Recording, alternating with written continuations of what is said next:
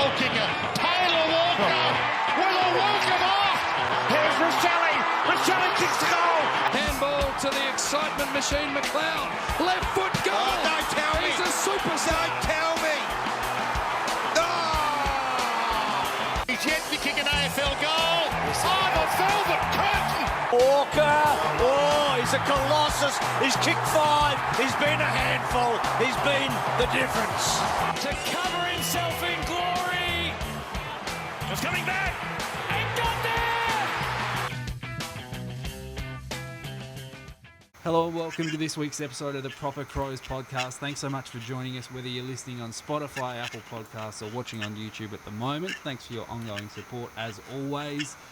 Tonight we'll be going through the minor premiership clinching win over the Kangaroos, the AFLW win over Geelong, and the SANFL win over Sturt yesterday as well. My name's Ben and I'm joined tonight by Dom. Dom, how are you? Very good, mate. Very good. After a somewhat underwhelming performance, but glad to have the season end and realise that the season's not over yet. We've still got a few more games left in us. It's a very, very nice feeling that none of us have had for a long time, so it's very nice. Absolutely. And Matt, how are you, mate? Yeah, very good to be back on for a third week in a row. That's it. And Dill yourself, how are you? Yeah, not too bad, mate. Just it's a nice. What's the time now? 9 o'clock on Sunday afternoon. So really getting the Sunday scaries at the moment. But it's been a good weekend, and hoping to get McCluskey just kicked it. It's good to get a week off next week and get into some finals football. Absolutely. And if you're listening at the moment, it's live between Hawthorn and Brisbane to sort of decide who we're going to play not next week, the week after. And before we get going as well, we just want to say that we're not going to touch on the Isaac Rankine stuff too much. Obviously, everyone listening is going to know what's happened with that. We don't have anything further to add. Obviously, don't condone the behaviour, but that's all that really needs to be said from our front from here. Still, after a tough week, as you said, a tough game yesterday against the Roos. We ended up getting the win. What was the score? All right, so North Melbourne kicked 15 goals, 10-100 to our 17, 11, 113. We had Benny Keys with 3 sausages, Steele with 3, Peatling with 3, Dowling with 2, Fogg with 1, Neil Bullen with 1, Smith, Laird, Walker, and Zach Taylor as well with singles. So pretty well spread, and bit of a different look again, really, with Peatling kicking 3, which I didn't think you would see. Dowling hit the scoreboard. So even though it wasn't probably the win that we thought we were going to have, it was still good to see us hit the scoreboard in a couple of different ways and really show our depth, in the front half of the field. Yeah, absolutely. And I reckon we didn't really get out of first gear, to be perfectly honest, yesterday. It was a real, get in, get the points, seal it up, and look forward to bigger things. But like you said, encouraging to see us win in different ways. And really, the last 3 or 4 weeks, against the Pies and the Eagles and the Hawks as well, we've been tested in different ways and we've responded to each of them and ended up getting the win. Dom, what were your thoughts on the game yesterday, mate? I mean, it's hard to read because you're right. I feel like we probably didn't get out of first gear. Like, I don't think we really put the foot down. Like, we kind of had little bursts where they were getting a bit close, so we'd kind of accelerate, kick 4, and then it's like they just, ease off again and try not to empty out the tank too much before finals. So it's hard to get a read on. I've been saying it for a while, and again, it's very hard to look too far into it because it was a bit of a nothing game for us, but I still think the midfield was a bit of a concern. Like I said, I'm trying not to read too far into it, but we got absolutely smashed around the clearances and the contested possessions, which isn't ideal, but it also kind of follows our trend this year of kind of getting beaten on the stat sheet, where in previous years you'd look at it and think we'd lose by 10 goals, but we're just so efficient with ball in hand going forward, especially once we get the ball inside 50, that it doesn't necessarily matter. But yeah, I don't know, it was a little bit concerning, but like I said, it's a bit of a tough game to have a proper read on, because we probably didn't really get out of first gear many times. So, but overall, you got to be happy with it. A win is a win. Minor premiership secured. Can't complain. Yeah, No, exactly right. Got the job done, went in and did what we had to do. Some typical Vic bias umpiring in the third quarter and the fourth quarter probably closed that gap about 3 or 4 goals more than what it should have been. That fourth quarter was horrific. And all sorts of stuff, but yeah. I think that fourth quarter, they kicked 4 goals in 2.5 minutes, and all 4 of those goals was direct from an umpire decision. Some of them were there, some of them I don't think were there, and that started the North Melbourne run late in the last. But obviously time evaded them, so we were pretty lucky in that aspect. But really, like, you're 37, 38 points up halfway through the last quarters, and there's no chance you're going to lose a game. It is the first time we have conceded 100 points in a game since gather round, so a bit disappointing on that front, and we don't end the year with the best points against stat. Damn, that's slightly disappointing now. That is disappointing, damn. Collingwood just nicked that stat of having the best defence in the league after 23 games. Yeah, I'll still take our defence over there, to be perfect. Yeah, I'm still taking it. No Jeremy Howe, Ni Howe. Well, That's what I meant, like, it was a very weird game, like that. If this game was like 10 weeks ago, I think it would be a big red flag that we just conceded 100 to North and got beaten up so badly around the ball. But again, we won. You can't. I'm trying not to complain because it's, whatever. A win is a win. North Melbourne fans were crying on Twitter as per usual, so that's an even bigger win in my book. So Look, even after last week when I went on to one of their favourite Hangar TV, and gave them a real nice prep up, but they're still being real mean to us in the mentions, and it's not very nice of them. For a club that's done absolutely sweet fuck all since 2017, I think it's a bit ridiculous. But they've won an AFLW flag, even though the Crows have won 3. Won 3 of those. Doesn't count, bro. North have won a flag more recently, bro. I mean, those North fans, they give a new definition to the loud minority for a club that has to close the top and second levels every home game just to make the crowd look decent when they're only getting 12,000 against a team like Gold Coast there. So, good on them for being passionate and staying loyal for the ones that do go. But yeah, it is what it is with North Melbourne. We've gone through the trenches like they have, but they are not getting out of that trench anytime soon. Yeah, no, that's good. Well said. Yeah, incredibly well said. I will tell you what though. I don't know, 3,500. Anyway, but fucking that Cooper Trembath kid goes alright. We are giving North Melbourne some credit. Very good. He's a very good player. Just He's alright. Just another one of the very good young players that unfortunately play for a shit club. But ultimately, they're getting a lot of decent kids coming through, and they're looking much sharper in that front. Yeah. I will say on North though, I reckon he's the 15th young player that's come through that has been referred to as like the next generation. So I'm waiting to see how he goes next year, whether or not it's sustained or it's just like a random blip where he's just come on, played well, and then he'll do fuck all for the rest of his career. But to be fair, he only got drafted mid-year. How old is he? 9-20, I think. Oh, yeah. But he's played for 4 games, kicked 3 goals in every game. So. Good on him. Well, this is proper Crows, not proper North, so fuck him. Yeah. On to another exciting young key forward. Riley Thilthorpe was doing a bit of everything. Took the most marks ever in a single game in his career. He had 12 of those. Kicked 3 snags. Probably could have kicked a couple more. 18 touches. 6 hit-outs as well. He was just doing everything. Just his typical, even if he's got 4 defenders just circling around him, you just stick it on his head and he'll take a grab. Was very good yesterday. I'm excited to see September Riley Thilthorpe for the first time because you just feel like he's the type of bloke to tear up a game. He's just going to kick a bag in one and wins the game off his own boot, you feel? Yeah, that first half of his was immense. Like halfway through the second quarter, he had 7 marks. And you sort of thought he was just going to, kick a bag of 7 or 8. I'm not going to lie to you, fellas. I didn't watch the second half because I was on the parade. And you call yourself proper Crows? Oh, here we go. I was being a proper Norwood fan yesterday for the missus, for the partner. You have literally gone to a SANFL game over watching us clinch our 3rd McClellan trophy. Well, it's not even a trophy anymore, but he's not called the McClellan. It's a 3rd minor premiership in our history, and you've gone somewhere else and avoided it all. So what the fuck are you calling yourself proper Crows for?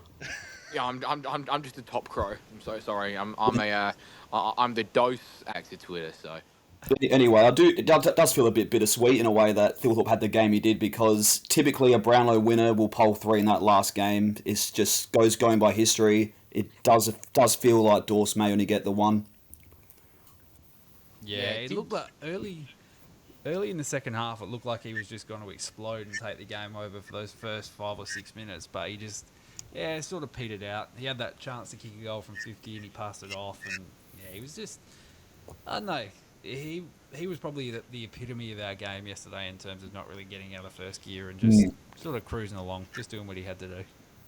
Still a very good game, but it's definitely not a 3-vote game. Yeah, no, absolutely. I'll tell you what, who would be pretty close to the 3 votes as well as Thilth would be Benny Keys. He was absolutely everywhere in the first quarter. Let's just pull up the stats really quick. He had 9 touches in the first quarter, kicked 2 goals, 4 kicks, 2 marks. Was doing it all up forward and really set the tone for us going early. I think he kicked our first 4 or 5 scores or something in that first quarter too. So he'd be a chance of getting the 3 votes. What were your thoughts on his game, Dom? Sorry, who are you talking about? I only just came back. My neighbour's dog was having a bit of an issue, so I had to shut my window. No, you're right, mate. It's Benny Keys. I did message the chat, but no one saw it. so did you put Dozy back in his cage or? Yeah, mate, he's back in, locked away, no worries. For the record, I did not say anything to the dog, I just had to shut 3 windows. No, Benny Keys, that first quarter was absolutely electric. One of the best quarters of footy I've seen him play for a while, and I think he's no Isaac Rankin, but fuck me, he just turns it on sometimes, and I think yesterday was definitely one of those showings. 3 goals, 2, definitely if he'd kicked straighter, could have kicked 6 or 7, because there was a few that he gave off. But, again, I think it just highlights that we're not a one-man team. Yes, losing Isaac, especially in the circumstances, is very unfortunate. But we've got the depth there, and, we'll be fine. If Ben Keys can play like that, especially when we've got Rash coming back, we'll be fine. Yeah. No, exactly right. He'll be a very important pillar in our September attack. I think like you said, he has those days where he can just turn it on, and it's usually against Carlton, but if he wants to play against different teams, he can more than welcome to. Obviously, 3 goals, 2 in the end, 19 touches, had 5 marks, 6 tackles. He was just all over the park, and like you said, that first quarter really got us going. It was some of his best footy that he's played in a while. I think he's such a leader as well. Sorry, in terms of I think he would know that there's a bit of pressure, not pressure even, just expectation and onus on him to kind of be a little bit of that X factor, because we've kind of seen flashes of it all the time that he can, like we just said, he can just turn it on and tear a game apart every now and then. So I think he knows that, there's a bit more pressure on him to perform, and I honestly think he'll thrive. I think he'll feed off of it and hold us in very good stead. He's one of those players where I reckon he'll be built for September. He loves big moments. He loves kicking freak goals. Yeah. It's once again, it goes back to 2022. There was probably a few question marks around him, but God, I'm glad that the coaching staff didn't listen to the fans, because bloody hell would we be in a rough spot without him. The Twitter selection panel, just another one that they've gotten wrong. Yeah. No, he's definitely proved a few people wrong this year, I think. A very good year. I think he's kicked over 30 goals, I think. And, I reckon he's 35. Oh, Harris Andrews, you idiot. It's getting tense right now. If Hawthorn get the next goal, it's going to be a first v4 Adelaide Hawthorn qualifying final. And I've got a bit of Australian currency on this game as well, so it's a little bit about our multi here. I don't care whoever. No, I do. Oh, sorry, it's about. You call yourself a proper crow. It's about the game, not the multi. You've got some of the worst calls of all time. But we'd rather verse. We'd rather verse the Pies, yeah. Yeah. I think so. Yeah. Yep. Yeah. So let's get around Brisbane for fuck's sake. Feels like Hawthorn will nick him under a goal. Can we not say that? Obviously, worst case scenario, if Crows do lose to Collingwood, I'm not suggesting it, or they lose to Hawthorn. Not really suggesting it, because I feel like we're going to win either way. We don't have to think about travelling to Brisbane for a prelim. That's the only saving grace there. Yeah, that's true. Yeah. But I don't think like I said, there's probably actually let's park this chat for now because I feel like we've got a little bit more to talk about with the North game, and then we'll get on to qualifying final, etc. We'll ride the last couple of minutes home of the Brisbane Hawthorn game when we get there and see.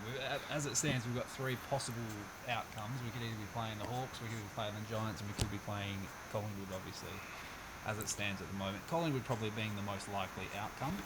But yeah, we'll see how we go. Wanted to touch on a man who has revolutionised our club as well. Jimmy Peatling was fantastic yesterday. He just keeps getting better and better, and even though David King wants to call him a failure of a pickup, he had 19 touches, 3 snags, 5 marks, 4 tackles, 9 kicks and 10 handballs yesterday, and was had a bit of a point to prove, I think. He was doing absolutely everything around the middle. That David King call was so weird, because if you listen to it in full, he says it's not a complete fail, but it was like he's leaning on the fail side because... Yeah. Not an exact quote, but he said, like, he was expecting more from him. And I'm like, I don't think anyone was expecting what we got for him, like, in terms of his production, because he's been pretty consistently hitting that, like, 20 disposals, 5 tackles, 5 marks, like, stat line, which is, pretty above average for a midfielder. Yeah. I'm not sure what else David King expected him to do, to be honest, but nah, he won me my right. fantasy grand final, so shout out M. Armstrong. I've beaten him twice, back-to-back years, back-to-back flags. Cop that.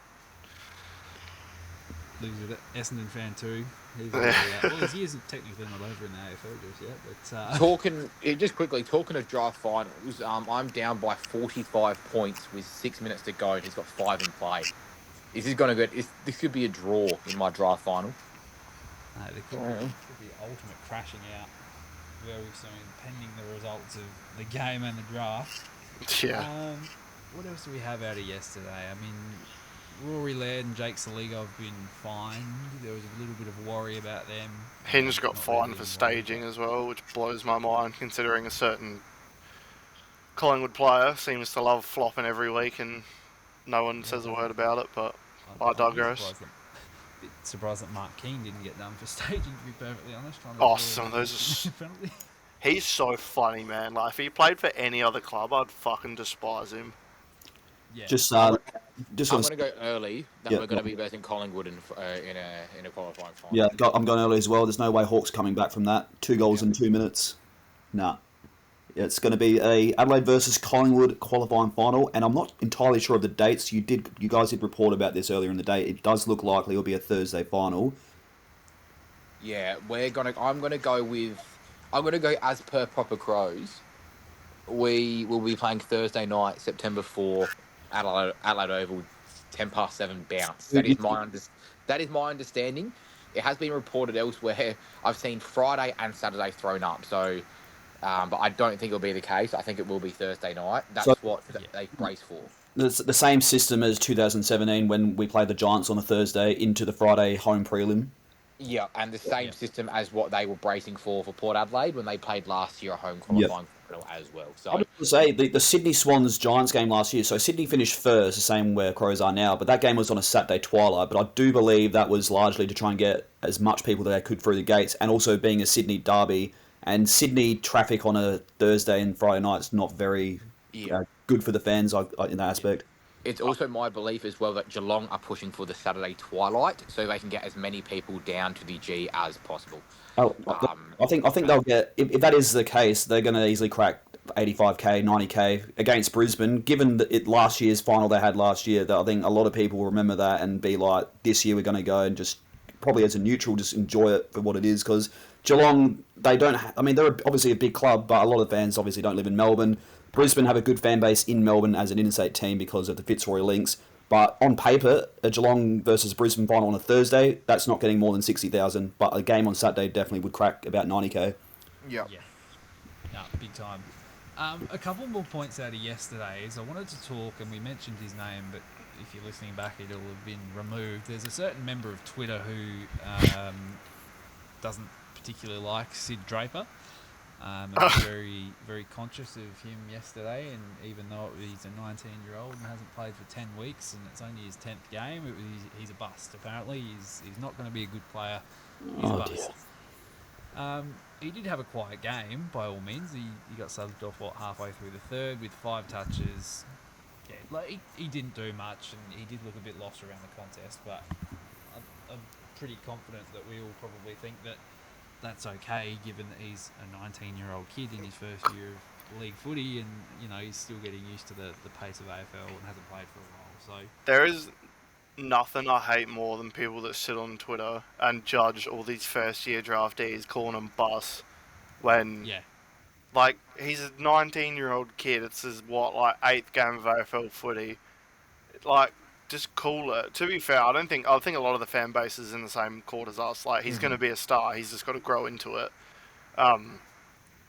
But man, there's so many people that doubt. This is across the AFL. This isn't even just Sid, but like, people like these players like Nick Dacos and Will Ashcroft. They're generational. Like, not every draftee is going to come in and have 30 every week, and I think it's an important thing to remember. Like, he's going to be fine. He's tearing up in the SANFL scene his last year as an 18-year-old. Once he gets used to the pace and the physicality of AFL, he'll be a star. Like, just relax. Yeah, like if we are going to be critical of him, like, yes, like he was awful yesterday. Let's be honest, he was awful. Yep. Possession was rushed. It was just it was actually hard to watch at times, especially midway through that.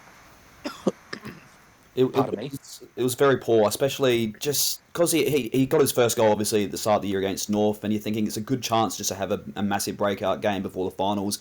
There's no chance he's going to feature in any of the finals, but it's a disappointing one because obviously the promise he has, but he's going to be a slow burn player. He's going to become, you'd like to think, an elite player, hopefully by 23, 24, but it's going to take some time, I think. Yeah. I think people have become very blinded by, because of the Sheezels and the McKerchers and the Dacosses, because they have gone behind the football and just played that sweeper role, racking up easy touches. Like obviously we're not putting him in the same vein as those guys, but because Dacos he's a weapon, Sheezel's a weapon. But I'm more talking about the McKerchers. Like, I've seen a lot of people go, oh, Colby McKercher this, Colby McKercher that. Tell me one good thing that Colby McKercher's actually fucking done. He's been great value for fantasy. Oh yeah, yeah. He's I've got him at about 500k. End of the year, nearly $1 million player. So fantastic. But yeah, not a damaging player. Yeah, but you know what I'm saying though. Like, if we wanted to do the same thing, we could put Sid Draper behind the ball, let him rack up, let him take kickouts, and people sit there and fucking jizz off these having 30 touches a game, doing nothing.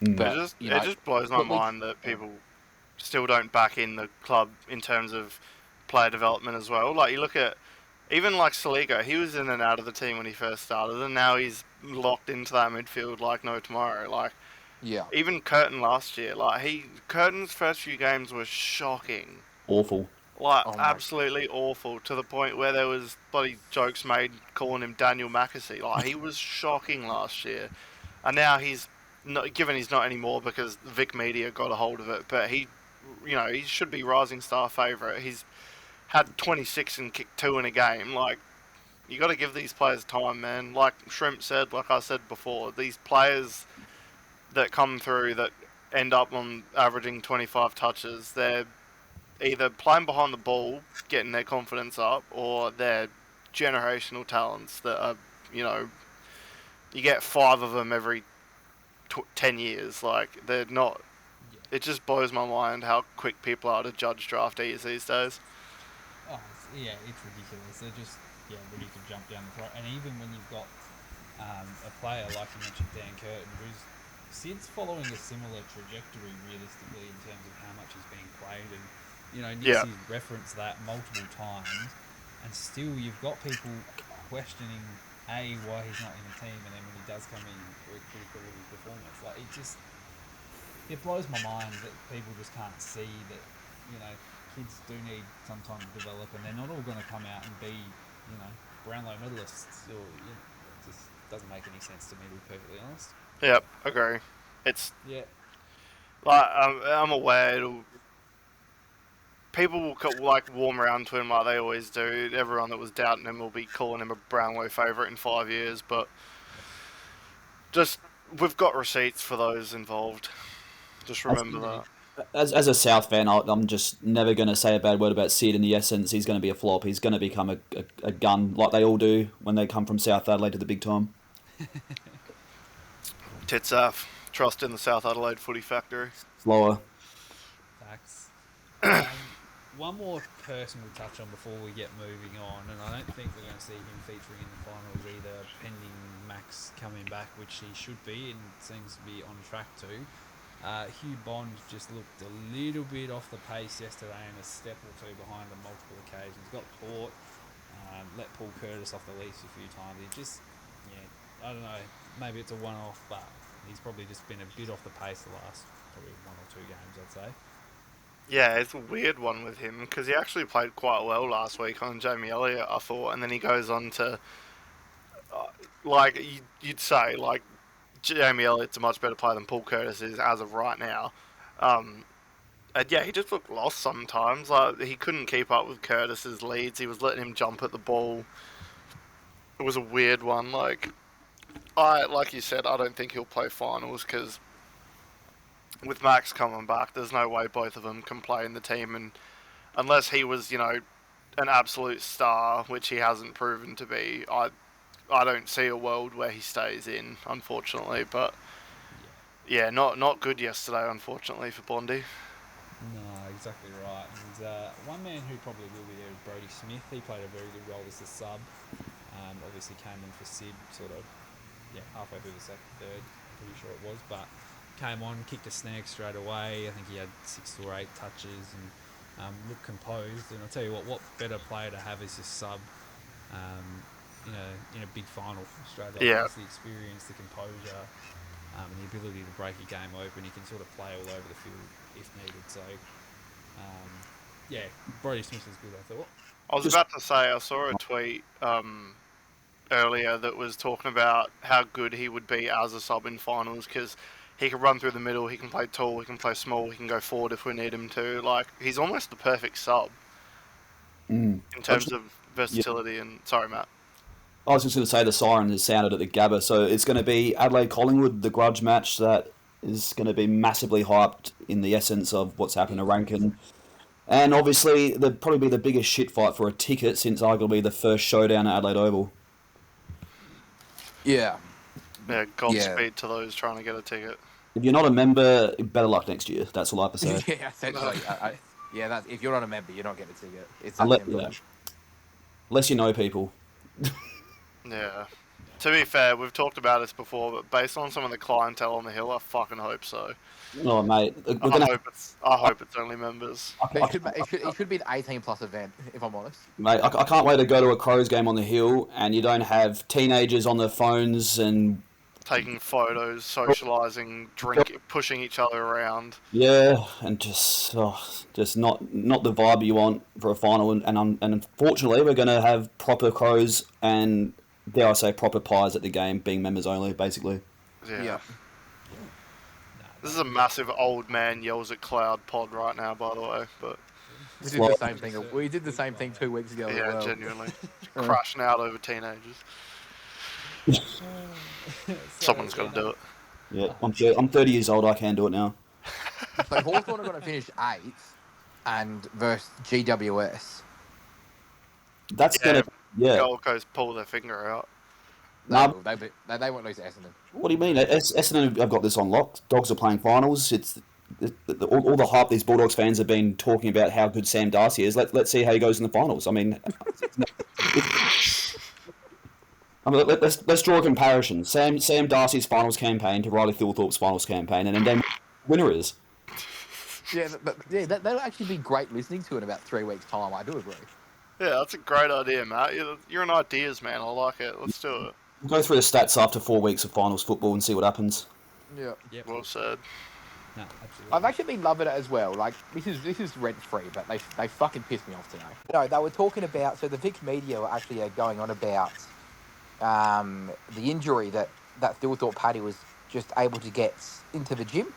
But do they not remember that Sam Darcy actually had about fucking 10 weeks off as well? He could have done the exact same thing, but, Mate, how clueless are the Victorian media to suggest that Thilthorpe is injury prone when he's played every game this year? He's only had one lengthy injury, and that was last season. He came back and he started firing. So if they bothered to actually watch our games and check the stat sheets and how many games each player plays, they wouldn't look so stupid. Yep, I do agree. I do look forward to 601 tomorrow, #Ballers, because that's going to be some good fun.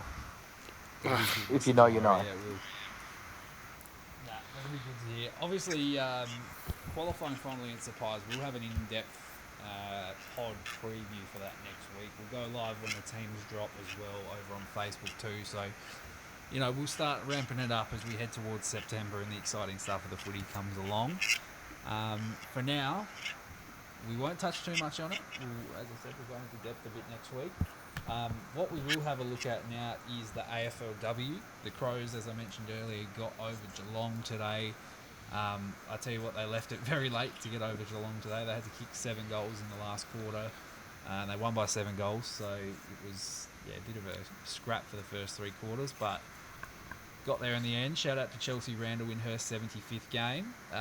It was the Crows 10-5-65 to Geelong 3-9-27.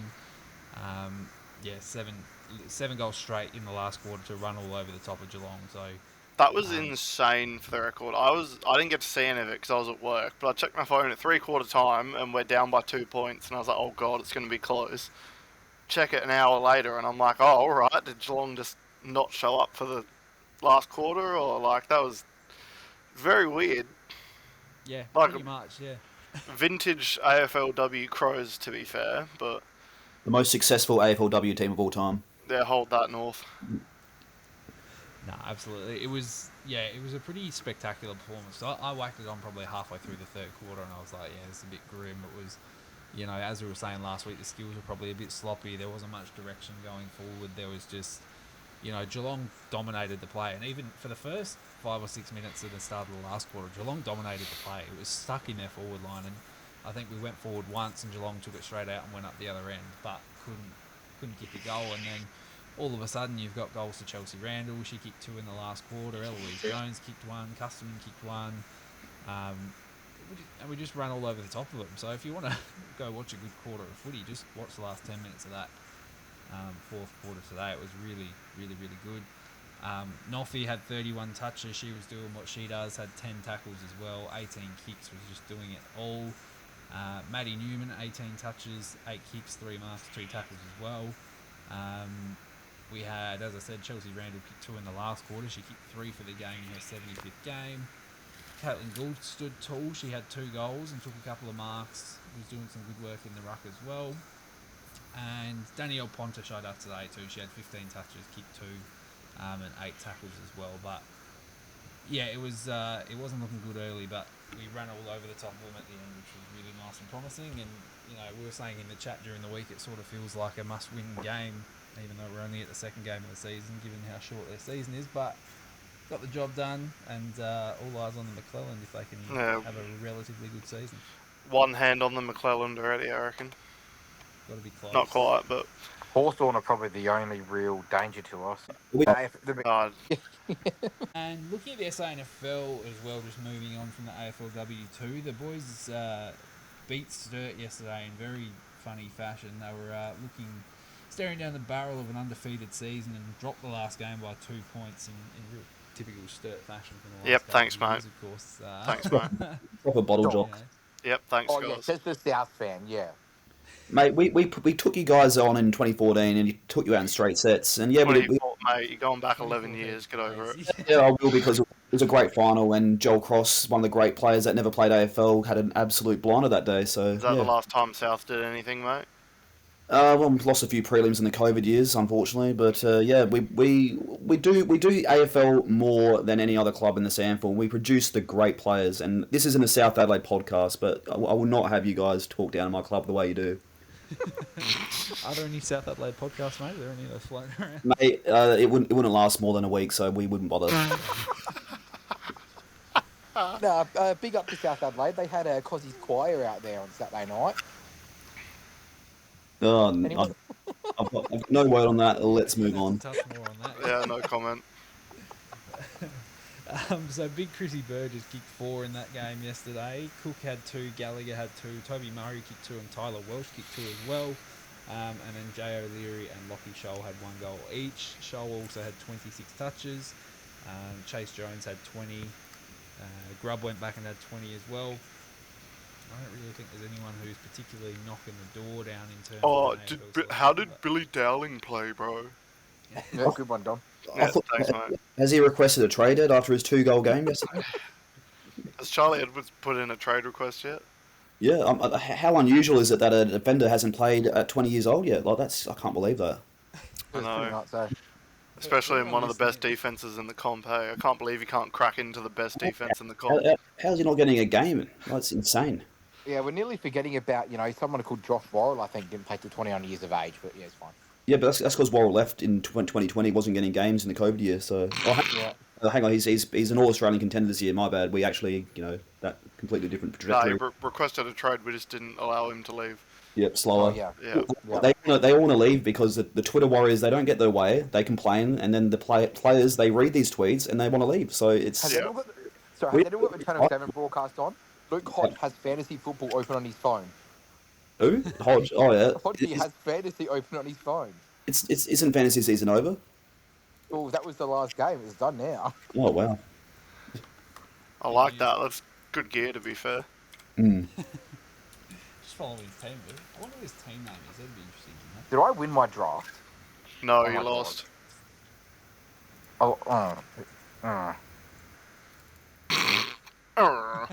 Son of a villager, bro.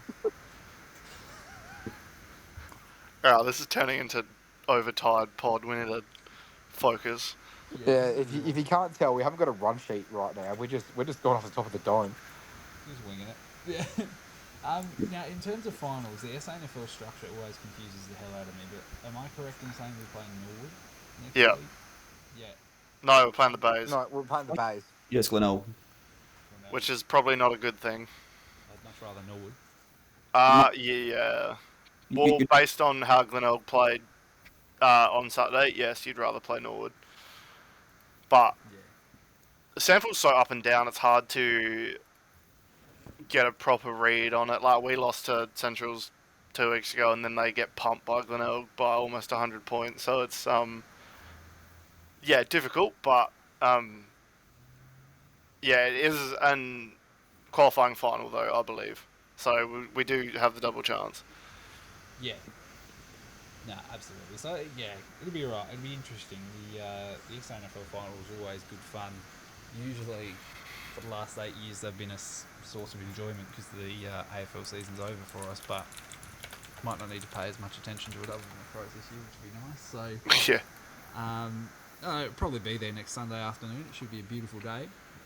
Great day for a footy, a couple of beers, and a Crows win over the Bays, hopefully. It's gonna be 14 degrees and raining next Sunday, so yeah, not a great day.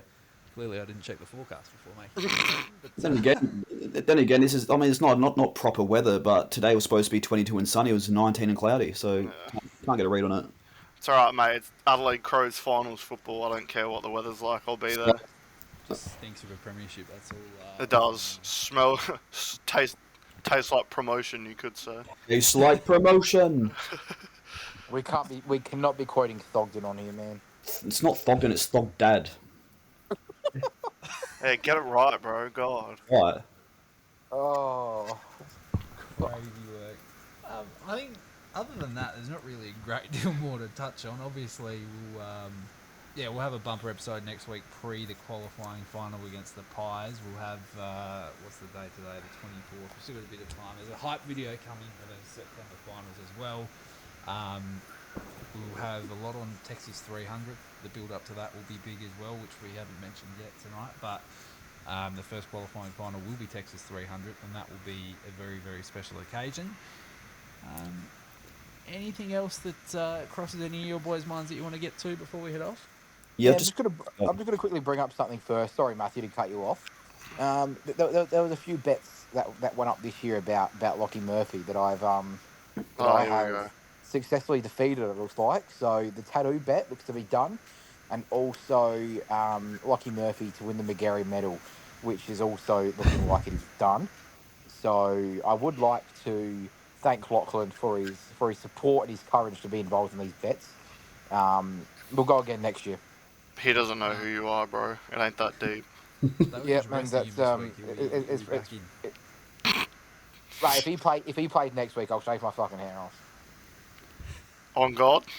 On God, Alright, someone bookmark, clip that. clip that bitch. Alright, that's getting pinned in the chat right now.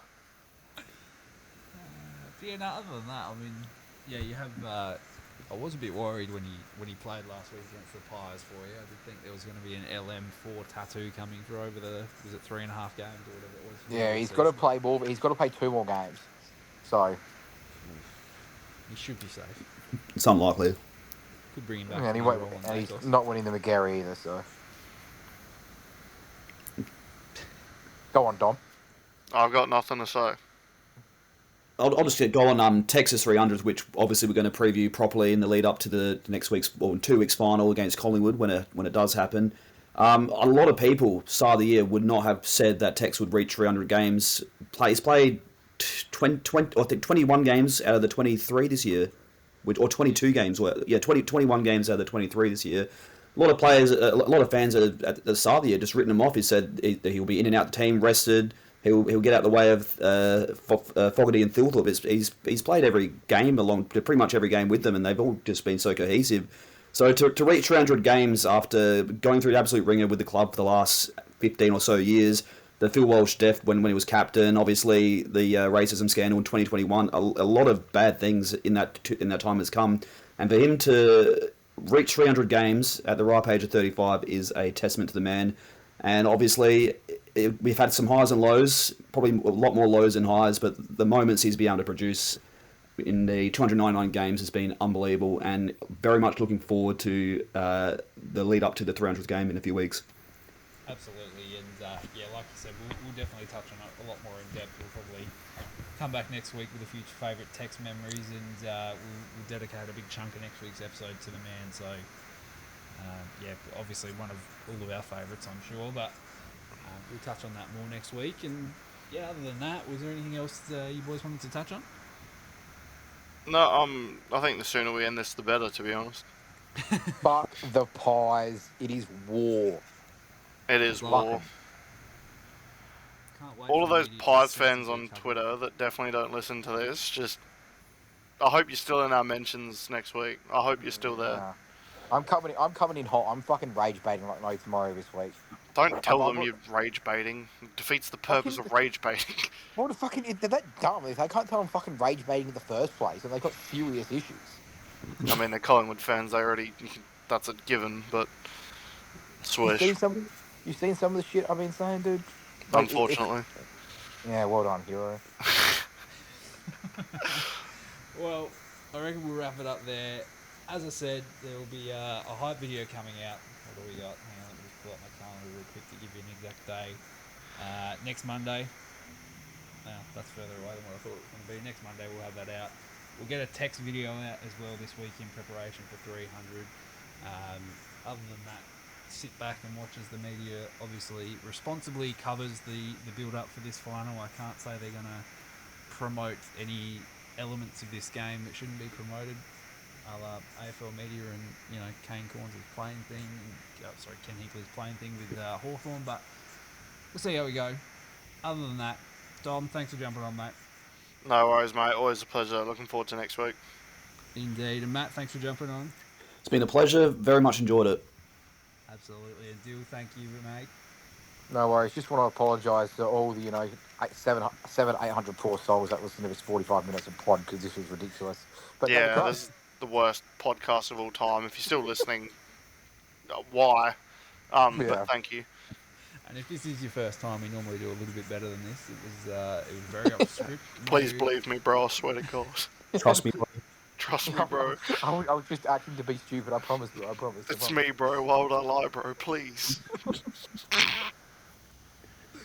End it right now. Yeah, end it. Yeah. Call it. Go Crows. Catch you later.